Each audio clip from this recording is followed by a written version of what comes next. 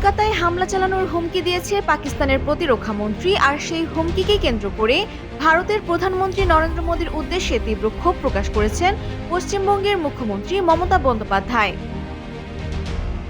সম্প্রতি ভারতের প্রতিরক্ষা মন্ত্রী রাজনাথ সিং কেরালায় এক অনুষ্ঠানে বলেন, বর্তমান পরিস্থিতিতে পাকিস্তান যদি কোনো দুঃসাহসিকতা দেখায় তাহলে ভারত নজিরবিহীন ও চূড়ান্ত পদক্ষেপ নিতে বাধ্য হবে।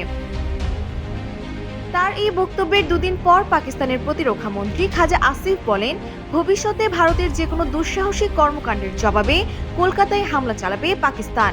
তবে ভারতের কেন্দ্রীয় সরকার এখন পর্যন্ত এই বক্তব্যের কোনো আনুষ্ঠানিক প্রতিক্রিয়া জানায়নি। এই বিষয়টিকে কেন্দ্র করে ক্ষোভ প্রকাশ করেছেন পশ্চিমবঙ্গের মুখ্যমন্ত্রী মমতা বন্দ্যোপাধ্যায়। সোমবার পশ্চিমবঙ্গের কৃষ্ণনগরের নাকাশীপাড়ায় নির্বাচনী প্রচার সভায় বক্তব্য দেওয়ার সময় তিনি ভারতের প্রধানমন্ত্রীকে প্রশ্ন করেন, পাকিস্তানের মন্ত্রী কলকাতাকে নিশানা করার কথা বলেন কি করে? কেন প্রধানমন্ত্রী কোনো পদক্ষেপ নেওয়ার কথা বললেন না? কেন তিনি চুপ?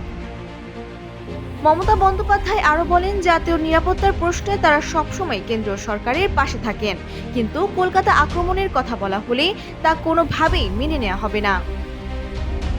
এই ঘটনাকে কেন্দ্র করে ভারত পাকিস্তান রাজনৈতিক উত্তেজনা আবারও আলোচনায় এসেছে, যদিও এখন পর্যন্ত বিষয়টি নিয়ে ভারতের কেন্দ্রীয় সরকারের পক্ষ থেকে আনুষ্ঠানিক কোনো প্রতিক্রিয়া পাওয়া যায়নি।